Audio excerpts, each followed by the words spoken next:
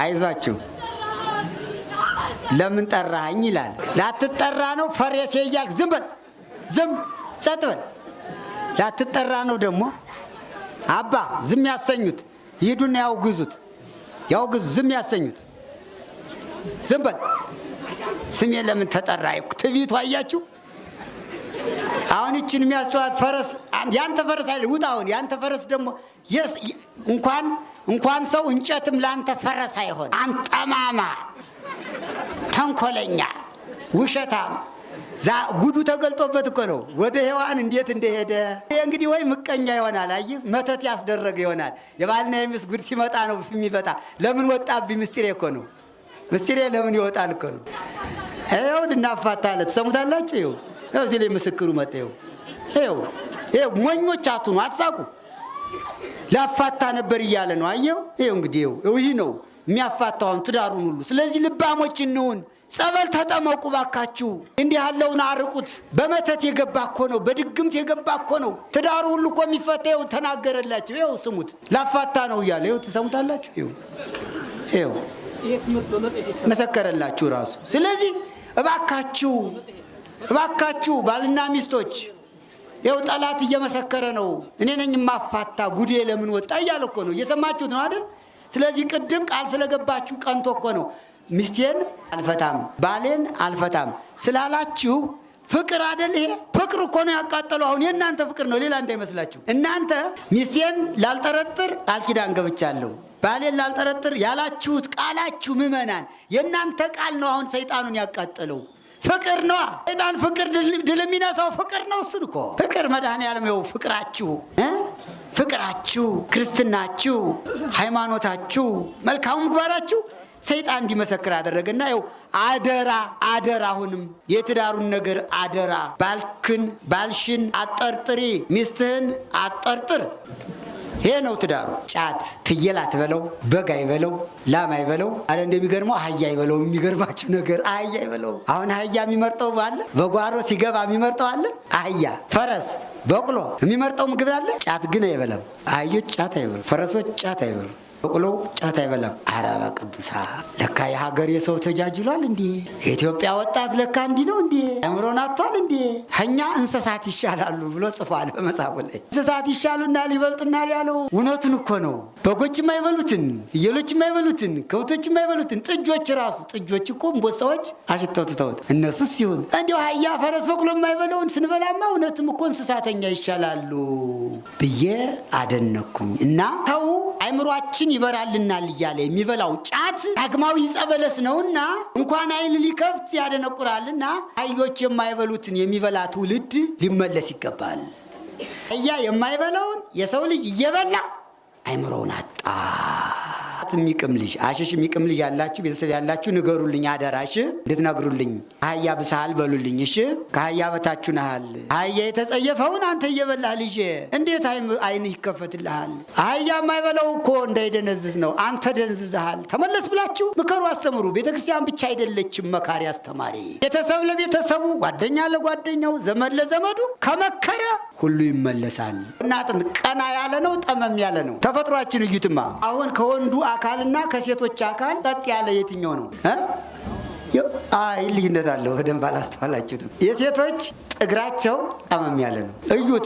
እኔ አይደለሁም ልሰድባችሁ ብዬ እንዳይመስላችሁ። ተፈጥሯችን ልብስ ሲለብሱ አይታወቅም አይደል? ልብስ ሲለብሱ አይታወቅም። ግን ዝም ብሎ ከታየ ቀጥ እንዲህ ብሎ ሲቆም ቀጥ ያለ አይደለም። እንዴት በሉኝ። ከጎና አጥንት ስለተፈጠሩ የጎና አጥንት ደግሞ ቀጥ ያለ አይደለም። የጎና አጥንትን ጥቅም ደግሞ ታውቁታላችሁ አይደል? ጎና አጥንት ከሌለ ህይወት የለውም ሰው። የምን አጥንት ነው የሚባል? በጣም ጠንካራው ምንድን ነው የሚባል? እቅፍ አድርጎ ሁሉን ነገር የያዘ ጎና አጥንት። ጎና አጥንት ቀላል እንዳይመስላችሁ። ሴቶች እንዲህ አድርገው ቤተሰቡን ሁሉ እቅፍ አድርገው የሚይዙ እነሱ ስለሆኑ ነው ጎና አጥንት የተገኙ። ወንድ እኮ ሀሳብ የለበትም። አይጋግር፣ አያቦካ፣ አይፈጭ፣ አያበጥር። የተዘጋጀውን አምጭ ማለት ነው። ሴቶች ግን ጎና አጥንት ፍና አድርገው ቤተሰቡን አብልተው አጠጥተው ጋግረው ሁሉን ነገር እቅፍ አድርገው የሚይዙት እነሱ ናቸው። ይሄ ጎና አጥንት ትልቅ ስራ አለው። ወንዱ ይስጠን የሚል ወጩን ይቻል ይላል መጽሐፍ። እሱ እያረሰ እየቆፈረ ያምጣ፣ እየነገደ ያምጣ ይስጣት። ወጩን እሱ እያመጣ ይስጣት። እሷ ከሱ እየተቀበለች ታዘጋጅ። የሚችል ወንዱ ነው አይደል? ግን አትመጻደቅ። ተዋደቅ ወንዱ። እግዚአብሔር አዟል፣ የግድ ነው። ያል ብሎሃል እግዚአብሔር። ወጥተህ ወርደህ ልጆችን አሳድግ። እኔ እኮ እያመጣው አንቺን እየቀለውኩ የሚል አንዳንድ ወንድ አለ። ግዴታህ ነው።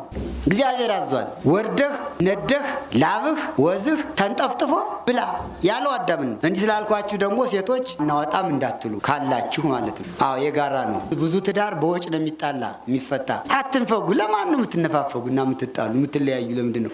አሁን ሰው በገንዘብ ይለያያል። እውነቱ በጣም ረክሷል አይደል? ወዲያው ሲረክስ ብሩም ረከሰ። መማር እንዲህ አያደርግም። ብር አልሰጥሽም ወጭ አልሰጥሽም ብለው የሚፋቱ አሉ እኮ ብዙዎቹ ትዳር አለ በወጭ የሚፋቱ የሉ። ታዲያ ለብሩ ምሳሳ ለምንድን ነው? በወንዱ ለብር ሳስቶ የልጆቹን እናት ሚስቱን እንዴት ይፈታታል? ሀብርና ከሷ ማን ይበልጣል? እሷ አትበልጥም? ግን ሰይጣን እጁን እንዲያርጎ ይጨብጥና ንፉግ ያደርገዋል። ቂቆይ አላውቅልሽም እያለ ወጭ አላወጣም እያለ ሲመራት እንድትሄድ እኮ ነው። እግዚአብሔር ደግሞ በዚያ ይጨክናል። አያችሁ፣ የእግዚአብሔር የሚመጣው መዓት እኮ ከዚህ የተነሳ ነው። ሰው እንኳን ለሚስቱ እንኳን ለልጆቹ ለችግረኛ እንዲረዳ ታዟል አይደል? የተራበ አብላ፣ የተጠማ ጠጣ፣ የታረዘ አልብስ ተብሎ በመጽሐፍ ታዟል። ብር አበላችሁ፣ የሚጠማ ጠጣችሁ፣ የሚታረዝ አለበሳችሁን፣ ግራቦን ተቀብላችሁኝ ብሎ የልጌታ መድኃኔዓለም። ታዲያ ለድሃ ለችግረኛ ለመንገደኛ እርዳ ብሎ ካዘዘ ለሚስት ለልጅ አረዳም ማለት ምንድን ነው? እስቲ ስቡት። እና ሚስት መፋታት መድኃኔዓለም ይጠብቃችሁ። አደራ አትፋቱ፣ አትፋቱ፣ አትፋቱ። ቤተክርስቲያን መልእክቷ ነው። ወንዶች ሚስቶቻችሁን አትፍቱ፣ ሴቶች ባሎቻችሁን አትፍቱ። ትዳራችሁን አደራ አደራ ጠብቁ፣ ጠብቁ። ትዳር ከሌለ በረከት የለም። እንዲያው ስጋው ደግሞ ሳይቀርቡ መለያየት ምንድን ነው ችግሩ? አረ እንፍታው ችግሩን እባካችሁ። ታላቅ ችግር ነው ይሄ። ወንዶችም አስቡ፣ ሴቶችም አስቡ። ትዳራችሁን አክብራችሁ ያዙ። ትዳር ደግሞ ከተፈታ በኋላ መገኘው በጣም ሩቅ ነው። ስለያዘው ቀላል ይመስለዋል። ትዳር ስለያዘች ቀላል ይመስላታል። የትዳር ክብሩ የሚታወቀው ይለያዩ ነው። ከተፈታ በኋላ ሚስት የሌለው ወንድ ዘዋሪ ነው የሚሆን፣ ከርታታ ነው የሚሆን፣ መሸበት አዳሪ ነው የሚሆን ሚስት የሌለው። በዚያም ዝም ብሎ ሲከናውጉት መንገድ ላይ ሙቶ ይገኛል። ከዋኝ የለውም ትዳር የሌለው ወንድ። ባል የሌላት ሴትም ክብር የላትም፣ ብቻ ነጠላ ትሆናለች። ልቅሶ ስትሄድ፣ ሰርግ ቤት ስትሄድ፣ ቤተክርስቲያን ስትሄድ ከባሏ ጋር ስትሆን ነው የሚያምርባት። የአግዳዲያ ትዝ አልላት እያለ እፈታለሁ እያለች ትኳታውጉታል። እሱም ደግሞ ይህ መንደር ለመደር እየዞረ መቀላወጡ ትዝ አልለው እያለ ትዳር ሚስቱን ይፈታል። የትዳር ክብሩ የሚታወቀው ኋላ ነው። አብሮ ሳሉ አይታወቅም። ልባሞች ግን ያውቁታል። ወንዶችም ያውቃሉ፣ ሴቶችም ያውቃሉ። ወንዱ ሚስቱን አክብሮ ሚስት ባሏን አክብራ ተከባብረው አብረው ይኖራሉ። ትዳራቸው የደመቀ ይሆንላቸው። እናንተ ወንዶች ሚስቶቻችሁን አክብሩ ይላል። አክብራችሁ ያዟቸው። ክብር ዕቃዎች ናቸው፣ እንቁዎች ናቸው ይላል። እናንተ ሴቶችም ባሎቻችሁን አክብራችሁ ያዙ፣ አትለያዩ። መለያየት የሰይጣን ነው፣ አንድ መሆን የመላእክት ነው ይላል። ከመቶ ነገደ መላእክት የተለየ ማን ነው? ሳጥናኤል። መለያየት የሰይጣን የሚባለው ለዚህ ነው። ሰይጣን ግን በትዕቢቱ በኩራቱ ከመላእክት ተለይቶ ዛሬ ሲከናውት ይኖራል። ትዳር የሌለው ሰውም እንደዚህ እንደ ሰይጣን ከሚስቱ ተለይቶ ከንዋታ ይባላል፣ ይከናውታል። መንደር ለመንደር ቀላዋጭ ጠላ ባለበት ሲጠይቅ ክብር የለም። ያለ ትዳር ክብር የለም። ይሄ ቀላውጦ መብላት በምን ማያዋጣ ደግሞ። የመጀመሪያ ትዳር ካልተጠበቀ ሁለተኛ ሶስተኛ አይጸናም። አውጫ ግቢ ይላል። ባልና ሚስት ከተለያዩ እንደ ሰይጣን ሊሆኑ ነው። አንድ ከሆኑ እንደ መላእክት ይሆናል። አደራ ትዳራችሁን አክብራችሁ ጠብቃችሁ ያዙ። ቢርባችሁም አብራችሁ ተራቡ፣ ቢጠማችሁም አብራችሁ ተጠሙ። ሚስትም አካሉ ናትና ብትከሳ ብትጠቁር ከሳሽ ጠቆርሽ ብሎ አይጥላት ባሏ አካሉ ስለሆነች። ባልም ሚስቱን ብትከሳ ብትጠቁር ከክሳቷ ከጥቁረቷ እንድትመለስ እንድታገግም ይርዳት፣ አይዞሽ በላት፣ ጎኗ ይቁምላት፣ የሚገባውን ያድርግላት እንጂ ከሳሽ ጠቆረች ብሎ አይፍታት።